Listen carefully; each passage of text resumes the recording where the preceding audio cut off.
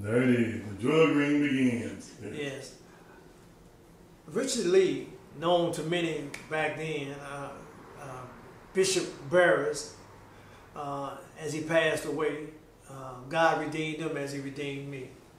But he was my crime partner back in the early 70s. We met in City Jail. I met him on the streets of St. Louis prior to, but just in a high and by, greeting me, no relationship.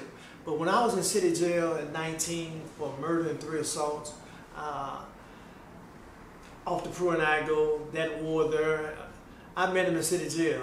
As I was writing the book, he made bond 5 times and I didn't make bond at all. Because I'm down there on the multiple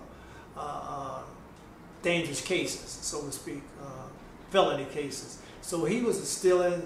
He had made a lot of money in New York. The drug market had closed down in New York. White dope was in the city. It was synthetic. It'd be 1 minute you can put a 15 on it, next minute you can put a 1 on it. So that's when California opened up, the West Coast, Mexico, Arizona, all of that. So I had seen him prior to riding pretty 98 Oldsmobile, had his jewelry on, always was well dressed. And so while we laying in City Jail, I'm laying there for 9 days, Central Holdover, waiting to go to City Jail. He came in Central Holdover and made bond 5 times in those 9 days. He had a drug habit. And so he had, he lost his connect. The dope wasn't any good. So he was just snatching money, trying to take care of his habit. And so we go to City Jail. The bondsman got off his bond on the last one. We go to City Jail. We on the receiving tour. It's GI Day. We've been there a few days. He's sick off the drugs because he's having withdrawals. So it's GI Day on the Saturday. And so they asked us to clean up. He refused to clean up because he's sick. And so the tour man, as they had back then, hauled off and smacked him upside the head. He hollered and because the tour man weighed about every bit of 280. And he hollered, "Buck!" Buck runs to him, jumps on the man's back. He didn't holler my name, but he didn't have to. I saw him as a friend even then. I took off my belt. They allowed us to wear belts in City Jail at the time. Took my buckle of the belt and started welling away, cutting the man up, beating him upside the head. His buck rolled his back.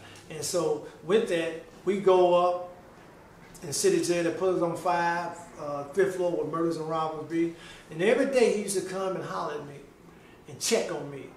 And that's how we made a blueprint. We made the deal for the drug ring. Once we get out, we made a pact that we would see each other. I got out in 2 months. They couldn't indict me. I got a no true bill. He stayed 4 more months. He got out, so that was 6 months for him, 2 for me. And 6 months after he got out, he pulled up on me in a 1973 blue and white Tornado on his feet, doing well.